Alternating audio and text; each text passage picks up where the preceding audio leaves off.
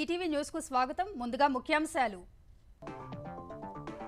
హైదరాబాద్ లో మరో 2 జపాన్ సంస్థల పెట్టుబడులు. ఏఐ డేటా సెంటర్ ఏర్పాటుకు ఎన్టీటీ డేటా ఒప్పందం. కొత్త యూనిట్ పెట్టనున్న తోషిబా. పేదల కన్నీరు తుడిచేందుకే భూభారతి తెచ్చామన్న మంత్రులు. జిల్లాల్లో అవగాహన సదస్సులు. 9.24 లక్షల దరఖాస్తులు వచ్చినట్టు వెల్లడి. హైదరాబాద్ లో సాయంత్రం గాలివాన బీభత్సం. జలమయమైన రోడ్లు, పలుచోట్ల కూలిన చెట్లు, విద్యుత్ సరఫరాకు అంతరాయం.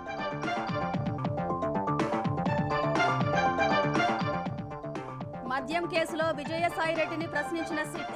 రాజ్ కసిరెడ్డి తెలివైన క్రిమినల్ అని వ్యాఖ్య. స్కామ్ లో బిగ్ బాస్ ఆయనకే తెలుసని వెల్లడి. బెట్టింగ్ యాప్లు నిర్వహిస్తే కఠిన చర్యలు తప్పవన్న మంత్రి లోకేష్. అరికట్టేందుకు సమర్థ విధానాన్ని తీసుకొస్తామని ప్రకటన. గోశాల వ్యవహారంలో భూమన కరుణాకర్ రెడ్డిపై కేసు. ప్రజల దృష్టి మరల్చేందుకే అసత్య ఆరోపణలు చేస్తున్నారన్న మంత్రులు. అమెరికా డోజ్ విభాగాధిపతి ఎలాన్ మస్క్ కి ప్రధాని మోదీ ఫోన్. సాంకేతికత, నూతన ఆవిష్కరణల్లో పరస్పర సహకారంపై చర్చ.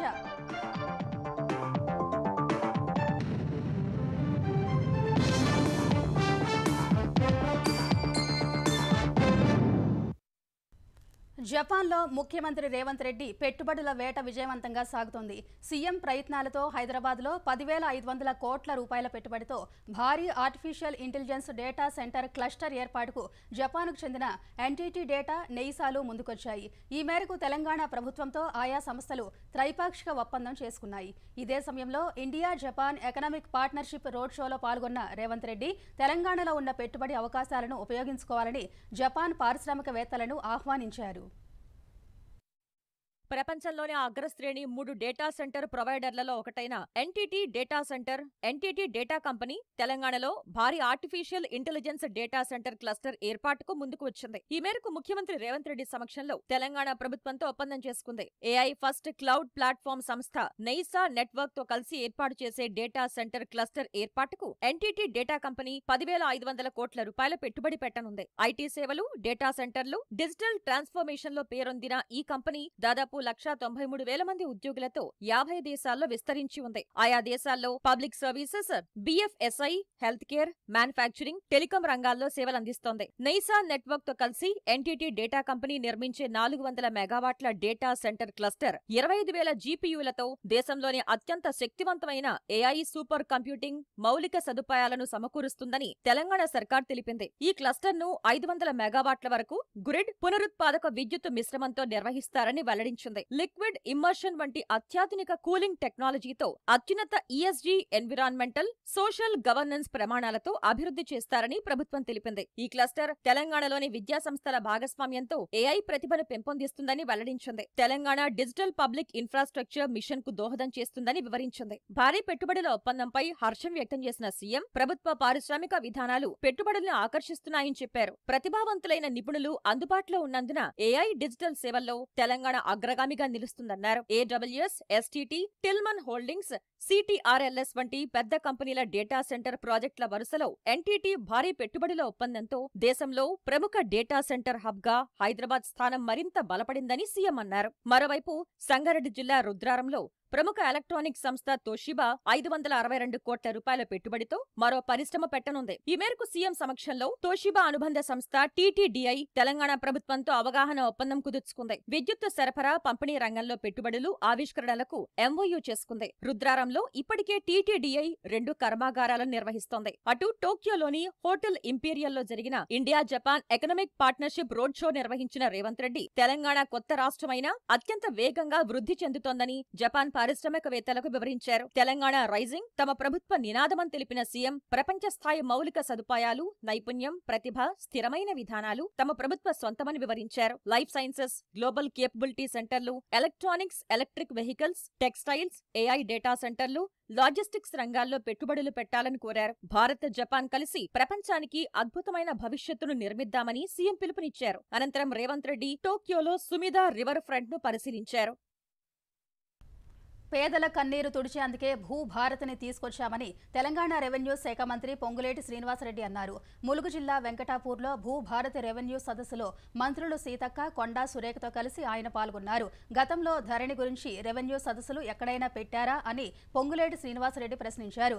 చేసిన తప్పులను గత పాలకులు ఇప్పటికీ గ్రహించడం లేదన్నారు. భూ సమస్యలకు సంబంధించి 9.24 లక్షల దరఖాస్తులు వచ్చాయన్న మంత్రి ప్రజల న్యాయమైన సమస్యలను ఖచ్చితంగా పరిష్కరిస్తామని హామీ ఇచ్చారు.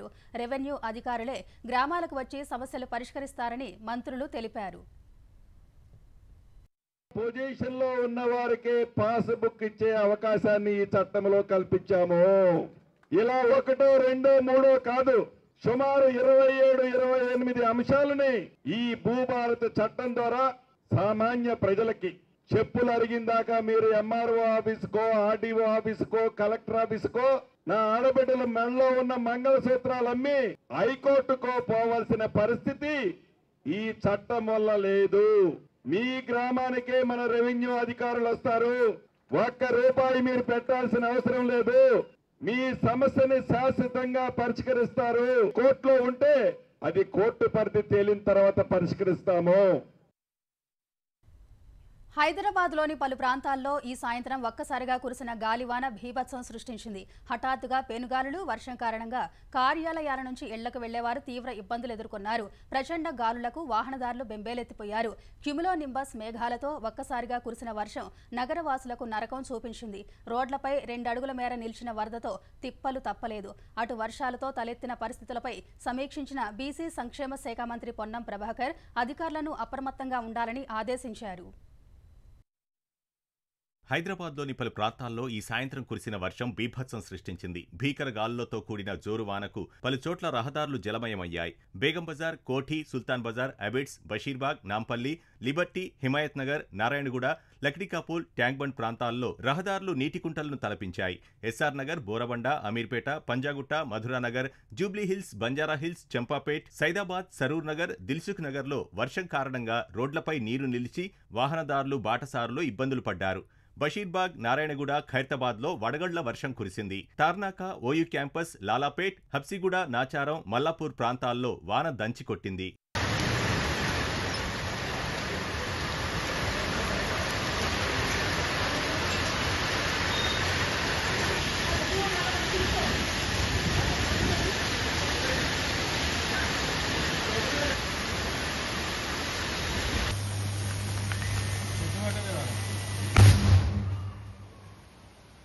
సికింద్రాబాద్, బోయిన్పల్లి, మారేడ్పల్లి, బేగంపేట్, చిలకలగూడ, ప్యారడైజ్, తిరుమలగిరి, అల్వాల్, జవహర్ నగర్, గాంధీ ఆసుపత్రి, రైల్వే స్టేషన్ ప్రాంతాల్లో గాలివానకు వాహనదారులు ఇబ్బందులు ఎదుర్కొన్నారు. మేదీపట్నం, మాసబ్ ట్యాంక్, కార్వాన్, అల్వాల్, మారేడ్పల్లి, కుత్బుల్లాపూర్ పరిసరాల్లో గాలులతో కూడిన వర్షం కురిసింది. మేదీపట్నం, కార్వాన్, రైతిబోలి, జియాగూడ ప్రాంతాల్లో వర్షం కారణంగా టోలీచౌకి వెళ్లే వాహనాలకు ఇబ్బందులు తప్పలేదు. నగరంలోని ప్రధాన కూడళ్లలో నిలిచిన నీటిని బల్దియా సిబ్బంది యుద్ధ ప్రాతిపదికన తొలగిస్తున్నారు.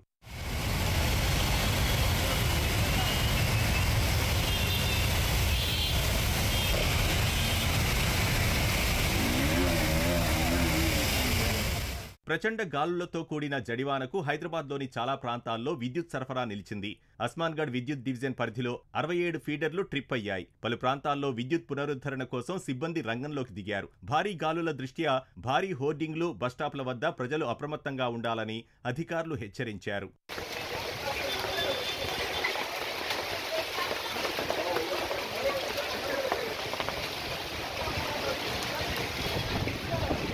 మెదక్ జిల్లాలోని పలు మండలాల్లో అకస్మాత్తుగా కురిసిన వర్షానికి కొనుగోలు కేంద్రాల్లో ఆరబోసిన ధాన్యం తడిసి ముద్దయింది. కోతకొచ్చిన వరి నేలకొరగడంతో అన్నదాతలు లబోదిబోమంటున్నారు. రంగారెడ్డి, సిద్దిపేట, మెదక్ జిల్లాలోని చాలా చోట్ల మామిడి తోటలు దెబ్బతిన్నాయి. మహబూబ్ నగర్ జిల్లాలోనూ కొన్ని చోట్ల వర్షానికి కొనుగోలు కేంద్రాల్లో ధాన్యం తడిచిపోయింది.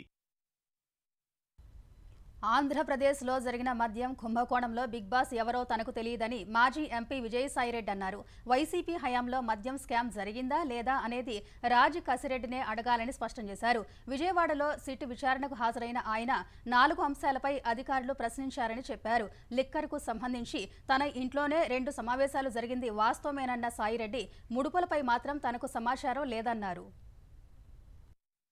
ఆంధ్రప్రదేశ్లో వైసీపీ హయాంలో చోటు చేసుకున్న మద్యం కుంభకోణం కేసులో ప్రత్యేక దర్యాప్తు బృందం మాజీ ఎంపీ విజయసాయిరెడ్డిని విచారించింది. విజయవాడలోని సిట్ కార్యాలయంలో విజయసాయిరెడ్డిని అధికారులు 3 గంటల పాటు ప్రశ్నించారు. విచారణ తర్వాత మీడియాతో మాట్లాడిన ఆయన మొత్తం 4 అంశాలపై తనను ప్రశ్నలు అడిగినట్లు వివరించారు. మద్యం విధానానికి సంబంధించి 2 సమావేశాలు ఎక్కడ జరిగాయని ప్రశ్నించగా హైదరాబాద్, విజయవాడలో జరిగాయని చెప్పానన్నారు. సమావేశాల్లో ఎవరు పాల్గొన్నారు, ఏం చర్చించారని అధికారులు అడిగినట్లు తెలిపిన సాయిరెడ్డి, రాజ్ కసిరెడ్డి, మిథున్ రెడ్డి, సజ్జల శ్రీధర్ రెడ్డి తన వద్దకొచ్చి మద్యం వ్యాపారం చేసుకునేందుకు డబ్బులు అడిగితే 100 కోట్లు రుణం ఇప్పించానని తెలిపారు. ఆ డబ్బును వారు ఎలా వాడారో తనకు తెలియదన్నారు. మద్యం అమ్మకాల్లో ఎప్పుడూ జోక్యం చేసుకోలేదన్న విజయసాయిరెడ్డి అన్ని ప్రశ్నలకు రాజ్ కసిరెడ్డే సరైన జవాబులు ఇస్తారని సిట్కు చెప్పినట్లు పేర్కొన్నారు. లిక్కర్కి సంబంధించి జరిగినటువంటి ఈ 2 సమావేశాల్లో మీరు ఏ విషయాలు చర్చించారు సిట్ అధికారులు ప్రశ్నించడం జరిగింది. లిక్కర్ పాలసీ గురించి చర్చించడం జరిగింది అని బదులివ్వడం జరిగింది. వాసుదేవరెడ్డి, సత్యప్రసాద్ ఇద్దరు కూడా కిక్ బ్యాక్స్ విషయం మీరు మాట్లాడారు, సాయిరెడ్డి మాట్లాడాడు అన్నటువంటి విషయాన్ని వాళ్ళిద్దరూ చెప్పారు అన్నటువంటి విషయాన్ని ప్రశ్నించడం జరిగింది. కిక్ బ్యాక్స్ విషయం అనేటటువంటిది లేదు, ఆ విషయం నాకు తెలియదు, ఆ విషయం చర్చకు రాలేదు. ఈ కిక్ బ్యాక్స్ ఏదైతే రాజ్ కసిరెడ్డి తీసుకున్నాడో, కలెక్ట్ చేశాడో అది ఎవరికి వెళ్ళాయి అన్నటువంటి విషయం ప్రశ్నించడం జరిగింది. కిక్ బ్యాక్సే లేనప్పుడు, కిక్ బ్యాక్స్ విషయం నాకు తెలియనప్పుడు ఈ ప్రశ్నకి సమాధానం నేను చెప్పలేను. రాజ్ కసిరెడ్డి తెలివైన క్రిమినల్ అని చెప్పిన విజయసాయిరెడ్డి మద్యం కుంభకోణంలో బిగ్ బాస్ ఎవరో ఆయన్నే అడగాలన్నారు. రాజ్ కసిరెడ్డిని పార్టీలో వ్యక్తులు నాకు పరిచయం చేయడం జరిగింది. అతను ఒక తెలివైనటువంటి క్రిమినల్, ఆ క్రిమినల్ మైండ్ సెట్ ఉండేటటువంటి వ్యక్తి. అంత క్రిమినల్ బ్రెయిన్ ఉంది అన్నటువంటిది తెలియక పార్టీలో పెద్దలందరూ కూడా పరిచయం చేస్తే నేను ఎంకరేజ్ చేసినటువంటి మాట వాస్తవం. పార్టీలో అతి ముఖ్యమైనటువంటి బాధ్యతలు అతనికి అప్పగించింది నేనే.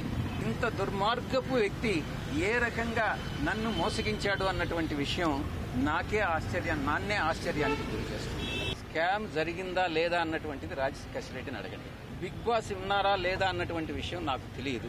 ఈ యొక్క రాజ్ కసిరెడ్డితో ఎవరెవరు అసోసియేట్ అయ్యారు అన్నటువంటి విషయాన్ని అడగడం జరిగింది. రాజ్ కసిరెడ్డి, ఆయన కో బ్రదర్ అవినాష్ రెడ్డి, రాజ్ కసిరెడ్డి మరో అనుచరుడు చాణక్య అలియాస్ ప్రకాష్, కిరణ్ అనేటటువంటి వ్యక్తి, సుమిత్ అనేటటువంటి వ్యక్తి, సైఫ్ అనేటటువంటి వ్యక్తి, మిగతా చాలా మంది నెట్వర్క్ లో ఉన్నారు అన్నటువంటి విషయాన్ని నేను చెప్పాను. వైసీపీలో జగన్ చుట్టూ ఉన్న కోటరీ వేధింపులు, అవమానాలు భరించలేకే ఆ పార్టీకి రాజీనామా చేశానని విజయసాయిరెడ్డి చెప్పారు. తిరుమల తిరుపతి దేవస్థానం మాజీ చైర్మన్ భూమన కరుణాకర్ రెడ్డిపై ఎస్వీయూ పోలీసులు పలు సెక్షన్ల కింద కేసు నమోదు చేశారు. టీటీడీ గోశాలపై అసత్య ఆరోపణలు చేసి భక్తుల మనోభావాలు దెబ్బతీశారని టీటీడీ బోర్డు సభ్యుడు భానుప్రకాష్ రెడ్డి ఫిర్యాదు మేరకు పోలీసులు ఈ కేసు నమోదు చేశారు. అటు వైసీపీ నేతలు డైవర్షన్ రాజకీయాలు చేస్తున్నారని ఏపీ మంత్రులు మండిపడ్డారు. మద్యం కేసును దారి మళ్లించేందుకే గోవులు మరణించినట్లు ప్రచారం చేశారని ఆగ్రహం వ్యక్తం చేశారు. శ్రీ సత్యసాయి జిల్లా మడకశిర నియోజకవర్గంలో 4 విద్యుత్ ఉప కేంద్రాలను మంత్రులు అనగాని సత్యప్రసాద్, గొట్టిపాటి రవికుమార్, సత్యకుమార్, సవిత ప్రారంభించారు. మరో 3 విద్యుత్ కేంద్రాల నిర్మాణానికి భూమి పూజ చేసిన మంత్రులు ఆర్థిక అసమానతలు రూపుమాపేందుకు సీఎం చంద్రబాబు కృషి చేస్తున్నారని తెలిపారు.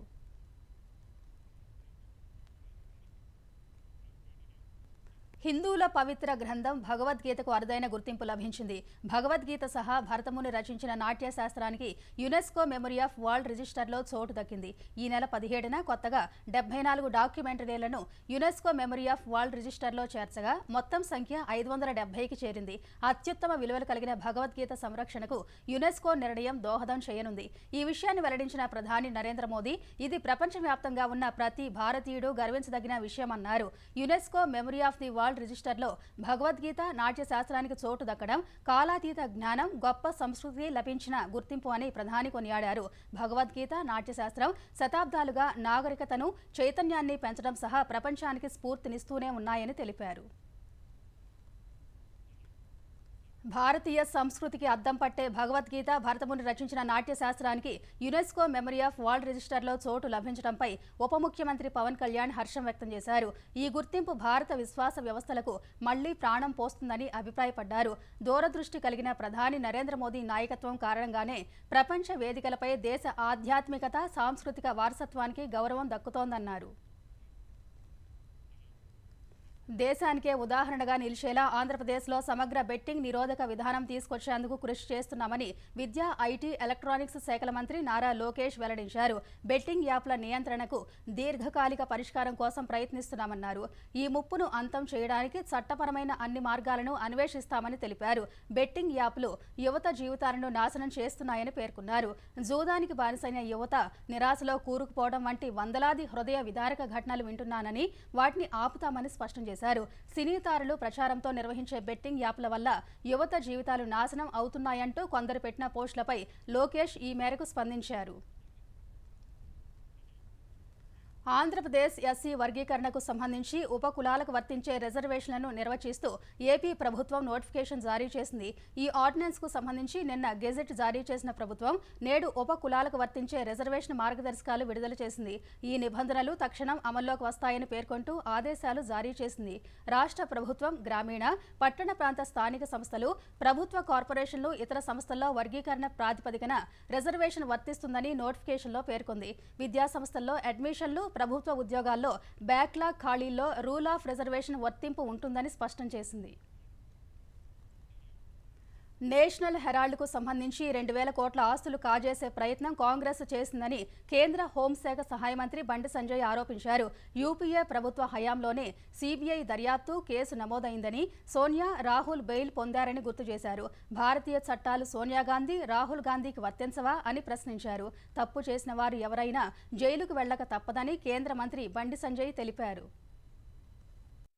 నేషనల్ హెరాల్డ్ సంబంధించి దాదాపు 2,000 కోట్ల రూపాయలు విలువ చేసేటువంటి ఆస్తులను కాజేసే ప్రయత్నం చేసి వీళ్ళు ఈ ఆస్తులు కాజేస్తున్నారని చెప్పి తెలిసిన తర్వాత అప్పుడు సుబ్రహ్మణ్య స్వామి గారు కోర్టులో కేసేసారు. 2013లో అరెస్ట్ కాకుండా యూపీఏ ప్రభుత్వ హయాంలోనే సోనియా గాంధీ గారు, రాహుల్ గాంధీ గారు బెయిల్ చేసుకున్నారు. 2013 నుంచి ఇప్పటి వరకు కూడా వాళ్ళు నిందితులే, బెయిల్ చేసుకున్న నిందితులు. యంగ్ ఇండియా లిమిటెడ్ సంబంధించి 751 కోట్ల విలువైన ఆస్తులను ఈడీ స్వాధీనం చేసుకున్నారు. 98 కోట్ల రూపాయల మనీ లాండరింగ్ పాల్పడినట్టు తేలిన తర్వాత చార్జ్ షీట్ ఫైల్ చేశారు. ఇప్పుడు దీనిలో భారతీయ జనతా పార్టీకి, నరేంద్ర మోడీ గారికి ఏమైనా సంబంధం ఉందా? మహిళా నాయకత్వాన్ని ప్రోత్సహిస్తామని రజతోత్సవ సభ అనంతరం ప్రత్యేకంగా శిక్షణా కార్యక్రమాలు కూడా నిర్వహించనున్నట్లు బీఆర్ఎస్ అధినేత కేసీఆర్ తెలిపారు. ఈ నెల 27న వరంగల్ సమీపంలో ఎల్కతుర్తి సభలో మహిళల కోసం ఏర్పాట్లు, రజతోత్సవాల్లో మహిళా భాగస్వామ్యం, అనుసరించాల్సిన వ్యూహాలు, కార్యాచరణపై కేసీఆర్ చర్చించారు. సభకు వచ్చే మహిళా నేతల కోసం తగిన ఏర్పాట్లు చేయాలని చెప్పారు. రజతోత్సవ సభ తర్వాత మహిళలకు ప్రత్యేక శిక్షణా కార్యక్రమాలు చేపట్టి తెలంగాణ అస్తిత్వం, ఉద్యమం, బీఆర్ఎస్ హయాంలో జరిగిన అభివృద్ధి పై అవగాహన కల్పిస్తామన్నారు. భవిష్యత్తులో మహిళలకు చాలా అవకాశాలు వస్తాయన్న కేసీఆర్ చట్టసభల్లో మహిళా రిజర్వేషన్లు వస్తాయని చెప్పారు. తెలంగాణలో ఇంజనీరింగ్, ఫార్మా, అగ్రికల్చర్ కోర్సుల్లో ప్రవేశాల కోసం నిర్వహించే ఈ ఏపీ సెట్ షెడ్యూల్ను జేఎన్టీయూ అధికారులు విడుదల చేశారు. ఈ నెల 29 నుంచి మే 4 వరకు పరీక్షలు జరగనున్నట్టు వివరించారు. ఈ నెల 29, 30 తేదీల్లో అగ్రికల్చర్, ఫార్మా ప్రవేశ పరీక్షలు ఉంటాయని తెలిపారు. మే 2 నుంచి 4 వరకు 3 రోజులు ఇంజనీరింగ్ కోర్సుల్లో ప్రవేశాలకు పరీక్షలు జరుగుతాయని ఉన్నత విద్యామండలి చైర్మన్ బాలకృష్ణారెడ్డి చెప్పారు.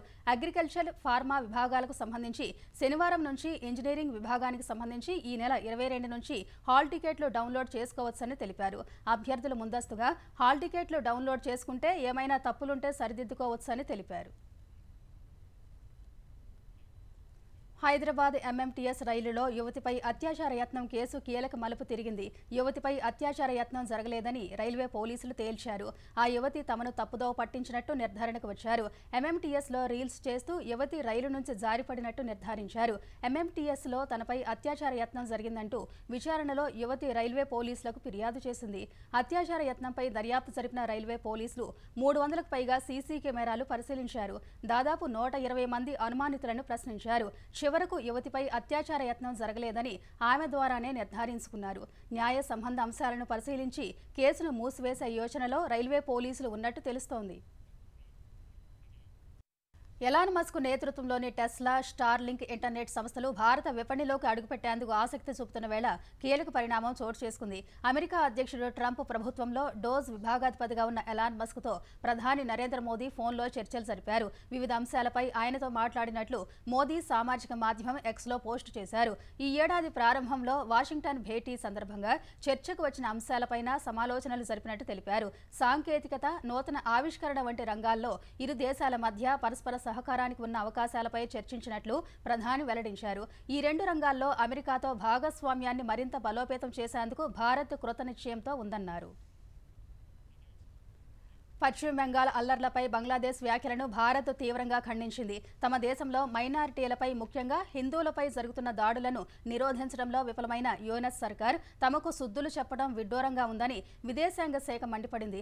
పశ్చిమ బెంగాల్లో వక్ఫ్ సవరణ చట్టానికి వ్యతిరేకంగా జరిగిన ఆందోళనలు హింసాత్మకంగా మారగా నిన్న మీడియాతో మాట్లాడిన బంగ్లాదేశ్ ప్రధాన సలహాదారు యూనస్ మీడియా కార్యదర్శి షఫీకుల్ ఆలం పశ్చిమ బెంగాల్ అల్లర్లపై ఆందోళన వ్యక్తం చేశారు. ముస్లింల రక్షణకు ఢిల్లీ, కోల్కతా ప్రభుత్వాలు తగిన చర్యలు తీసుకోవాలని కోరారు.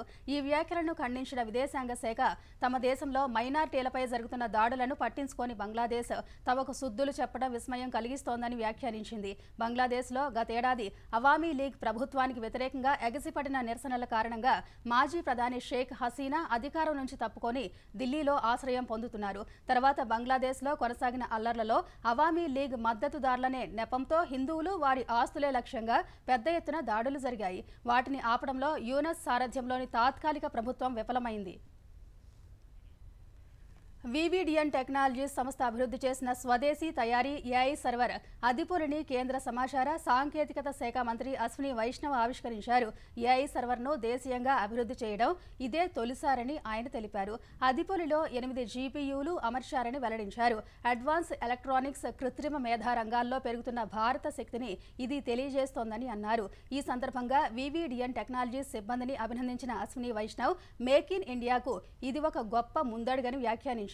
భారత్లో తయారైన ఎలక్ట్రానిక్ ఉత్పత్తులపై విశ్వాసం పెరగడం సహా ప్రపంచ విపణిలో కూడా డిమాండ్ నెలకొందని తెలిపారు. కొన్నేళ్లుగా ఎలక్ట్రానిక్స్ డిజైన్లో భారత్ తన సామర్థ్యాలను గణనీయంగా పెంచుకుందని చెప్పిన ఆయన వాహన పరిశ్రమ, భద్రతా పరికరాలు, సిగ్నలింగ్, పవర్ ఎలక్ట్రానిక్స్ రంగాలకు అవసరమైన ఉత్పత్తులు దేశీయంగానే తయారవుతున్నాయని వివరించారు. గత 10 ఏళ్లలో భారత్ ఎలక్ట్రానిక్స్ ఉత్పత్తి 5 పెరిగి 11 లక్షల కోట్లకు చేరినట్టు తెలిపారు.